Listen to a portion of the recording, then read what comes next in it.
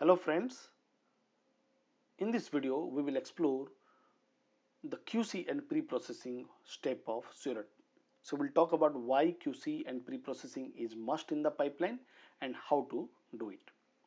So far what we have learned, so we talked about how to load the cell ranger output and into the Seurat object, then we explore the Seurat object itself. So we have loaded the data into the Seurat object.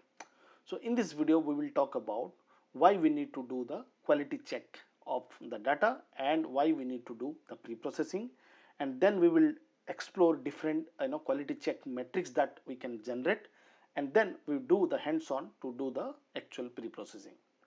Okay, so first question first, like why we need to do pre-processing. The answer is very simple. The single cell data is very noisy and it contains lot many bad quality cells or data would be there. So that's where we need to remove the bad quality data or bad quality cells before we proceed to the downstream analysis, right?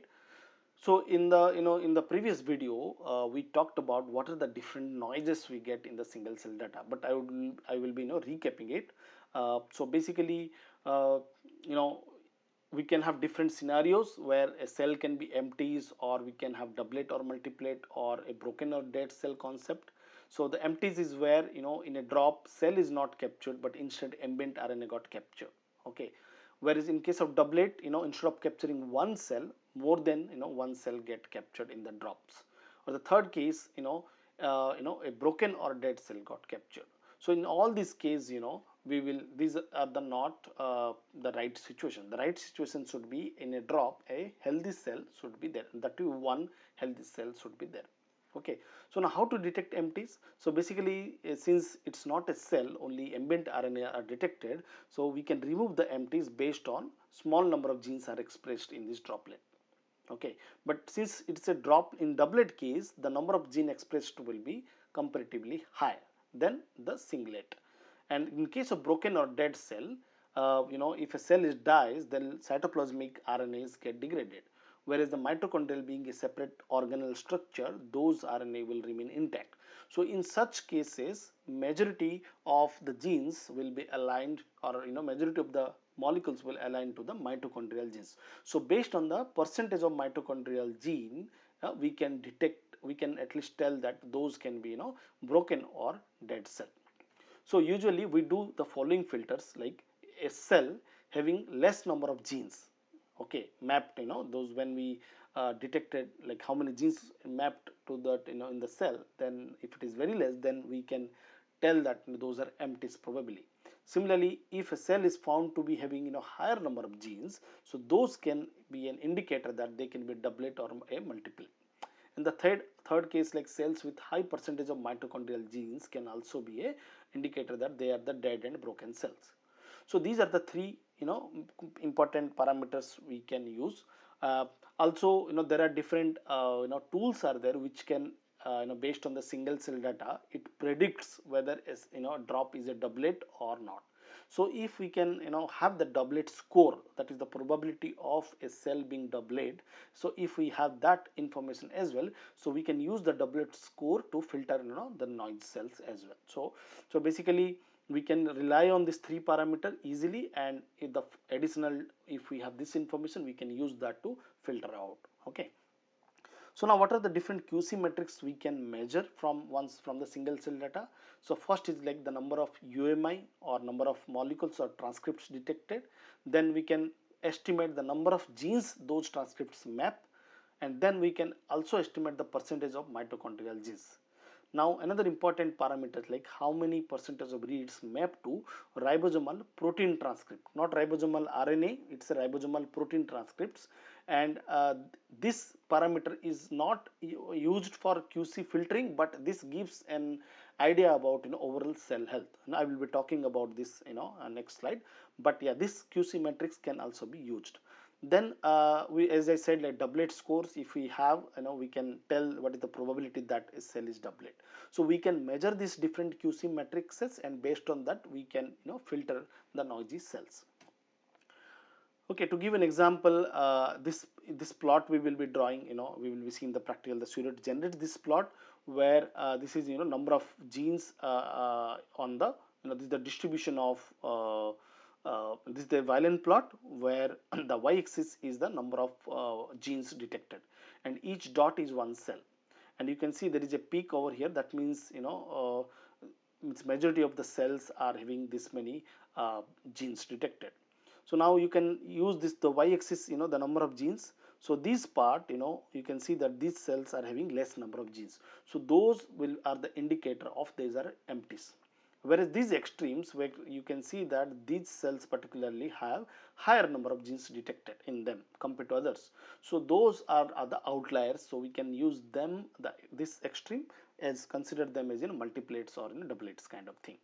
Similarly, we can use the percentage of mitochondrial percentage, where y-axis is the percentage of mitochondria, and usually 5% is the cutoff we can choose, the recommended threshold. So above which we can say that these cells have higher percentage of mitochondrial genes, and so they can be an indicator that dead and broken cell, and we can skip them, okay, or we can exclude them. Yeah, so good. So that's why that's where like we need to do we need to, what do you call, the we need to remove the signals, noise or bad quality cells from the data. So now we'll do the practical. So already we have loaded our data set, right? So we now we loaded the PB read 10x, okay, then we loaded the object into create Seurat object. So now let's check the dimension. So you see that there are 2700 cells are there, and we can check the metadata about the cells using this slot, right? PBMC at the rate metadata, and you can see that currently we have 3 metadata information.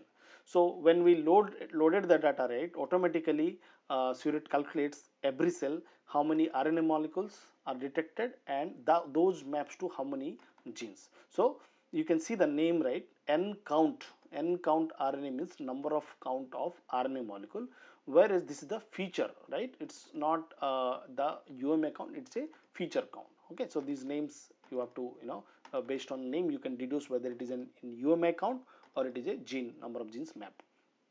So now Seurat provides a function PercentageFeatureSet, where we can give a pattern, and based on the pattern we can calculate how much percentage this pattern, these genes which matches to this pattern, how many percentage of that are there. For example, mitochondrial genes starts with empty followed by a hyphen. It's very important to put a hyphen because there are some genes other than genes empty followed by any number, so it's important that you put an hyphen. Okay, so any genes which starts with this thing. Okay, so we can just quickly check row names, okay, of what PBMC. So this will give us what, okay, this will give us the gene names, right? So we can use a grep just to just showing you which are the different mitochondrial genes. Okay, and you can see that okay, let me say value equal to true because I am grabbing it, value equal to true. So now you can see that there are 13 mitochondrial genes are there. Okay, and but if you by mistake forget the hyphen, you will see that we have some other genes as well. So it's important that you have to put the hyphen. So these are the mitochondrial genes, and we want to check how much is the percentage of mitochondrial genes. So based on this, we this function we can use to calculate the percentage mitochondria. And you remember, right, I explained like we can use this double bracket notation, okay, to get the metadata, and so this will give us what, these 3 columns, right? So now we can use that to create another column here, extra column.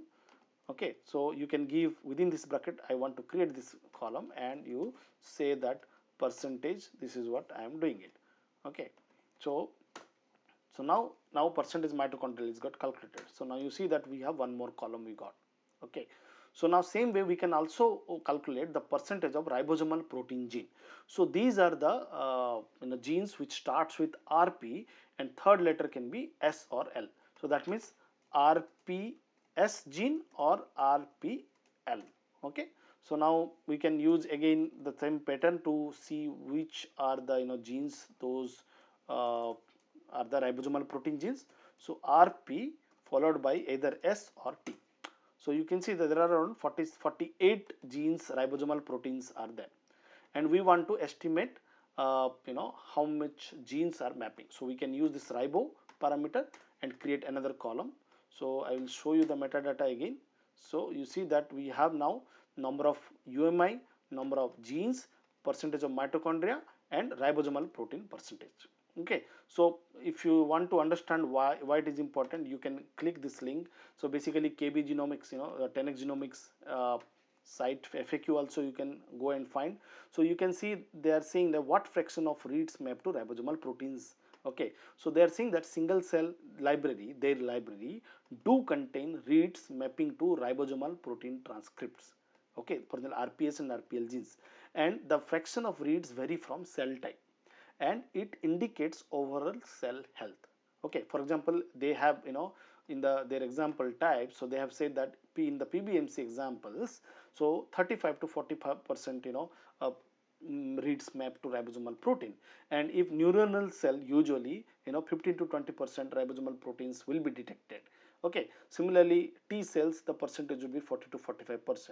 So these are some references are there, and this can also be used as one QC parameter to check whether your data is contains any outliers or not, like that. But rarely this is used to filter it, but having this QC parameter is always good. Okay, good. So we have now following 4 QC parameter metrics. One is number of molecule, number of genes, mitochondria, and ribosomal percentage. So now we can do the plot. So we can use the Valin plot function. So where we first pass the object and what all features we want. So you have to give the column names here, right? So n number of count, number of features, this mitochondria and ribo, put in quotation mark, double quote, and then I will be drawing 4 columns plot. So the moment I draw this, right, so now it will do a Valin plot. Okay, so it will draw a plot over here. So it will take some time to plot. Okay, load it actually. So we will see that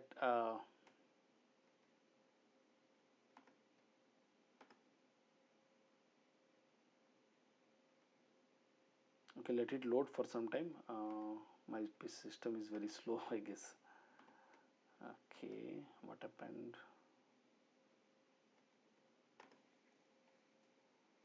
I'm doing something wrong. Okay, good. So now I have zoomed it. Okay, cool. So now you see that this is a Valin plot, right? So Valin plot is kind of mirror density plot, where you have the shape of the data you can see, and wherever the dense region are there, right? So that means peak, you will see a peak. Okay, so now you can see that there is a peak over here. That means the first plot is the count. This is the UMI count plot. Okay, so there is a peak over in this region, and followed by less cells having higher number of count. Okay, and similarly this is the number of genes plot. Okay, and both are will be similar, because if number of UMI is high, the number of genes will also be proportionally high. So we see a correlation, we should see a correlation in that. Okay, now you can, as I stated, these will be those empties, and these will be the doublets. And this is the percentage mitochondrial one, where you can see the percentage, in this case 0 to 20%, and we can choose a cut of 5%. So anything above that, those cells we can discard them. And now we can also have ribosomal proportionate also, but again this cannot be used directly to filter, because it will give some indicator like the overall so we can see it's an bimodal kind of distribution in the single cell data. Okay, so cool. So this way we have now measured our we can see the Valin plot. Also we can draw a pairwise how they look like, is there any correlation between these features or not. Okay, so what we can do, like, so we can use this feature scatter plot. Okay, so where we can pass the object first, and we say that first feature is what and second feature is what. Okay, so let's draw this plot. Okay, so now you see, if I draw plot 1, so this will draw a scatter plot between number of count of RNA on x-axis versus number of feature. That means number of genes versus number of RNA molecule, and the correlation is 0.95. So that means positively correlated. So obviously this is expected. Okay. So if I draw a second plot which is between number of genes versus, so I can use any of them now because both are positively correlated. So I will be using number of genes, and y-axis is the percentage mitochondrial. Okay. So I simply draw plot 2 here. So we will see how percentage mitochondria and the genes, the features are varying. So now you can see that this particularly side, right, where the genes detected is less, but the percentage of these are high. So particularly these left hand side and above 500. So means on y-axis anything greater than 500, and on x-axis anything less this side, right. So those indicates what? So that means less number of genes detected, and whatever genes detected, those are actually higher percentage of mitochondria. So those are the we need to remove them. Okay. Similarly, we can also draw a plot between the feature number of genes versus ribosomal protein. Okay. And although as I stated, this may not give some important information, but it will give you how these two parameter looks like. Again, the correlation is not that great, and we can also draw how percentage of mitochondria and percentage of ribosomal those are correlated to each other. So we can also draw plot 4. So the relationship between number of percentage of mitochondria versus ribosomal, again it's not at all any correlation is there, but you can see that there is mitochondria is completely independent of mitochondrial, sorry, the ribosomal content is completely independent of the percentage of mitochondria. So there is no relationship. So we can also draw all the plot together in a like that. So plot. So you can see I have stored all these plots in each variable, plot 1, 2, 3, 4 like that. Then we combine them. You can also 4 plots. Okay. So plot 1, 2, 3, 4. You can add plus to do the plotting. So now what we'll do, it will give you a multi-panel plot kind of thing. Okay. So let it load. So you see that 4 plots, same information we can draw in a single plot. Okay. So now so far we saw that we identified at what cutoff we will be using. So now we will be doing filtering. So we can use subset. So subset is to include. Okay, we can specify what to include. So we can say that include those cell where the number of genes is between 200 to 2500. So that means anything less than 200 genes, those are empties, and anything greater than 2500, those are multiplet or doublet. And this is one condition. And third condition is like include cells only having less than 5% of mitochondrial percentage, because anything above are the dead or broken cell. So now using this we will be I have subset it. So now we can check the dimension after. So you see that earlier there were 2700 cells were there, but now we have 2638. So that means 62 cells we removed from this analysis. Okay. So we can do a same plot after. So since we have removed it, we can do a same scatter plot. Okay. And we can draw the difference between we can see some difference. I will show you. I have drawn it already. Okay. So now you see that this is the plot before clustering and after clustering. Overall there is no difference. You will not see much difference because hardly 70 cells are discarded, but the scale of the axis will change. You can see that we have put a cutoff of 2500, right, on number of features. So here the features were, so that's why there is a y cutoff is 2500 00, right. And again here the percentage of mitochondria, there was a heavy long tail was there. That tail we removed by putting a threshold 5%. So now you can see that 5% threshold is there. But if this was an example data set, but in the real data set there will be many cells you will remove, and you will see a difference in this plot. So you can draw a before QC and after filtering plot and try to compare how the filtering changed your data set. It is important to do that. Okay. So same way you can see the plot before and after, and just check the correlation whether any changes are there. but in this example there was not much change in the pattern, only the scale is changed on the y-axis, that's all. Yeah, so yeah, that's all about this. We saw like how to do QC and processing and use these parameters to filter empties, doublet, multiplet, and dead and broken cell as well. Good. So now after this step we are landing with, we are going ahead with the 2630 good high quality cells. Good. So now our noise is removed from the data set. Now in the next step we will do the normalization. So where it is very important to understand why we need to do the normalization and what kind of normalization I can apply. Okay, that is also important. And next we will be learning how to do it. Very important, why to do normalization and how to do it. Okay, I hope this video of QC and processing was useful to you, and if you, yes, so please press the like button, and if you have not yet subscribed, please do subscribe to my channel, and don't forget to press the bell, this icon, because it will get your notification, you will get it when I post a new video. Okay, so see you in the next video. Thank you for the support. Bye bye.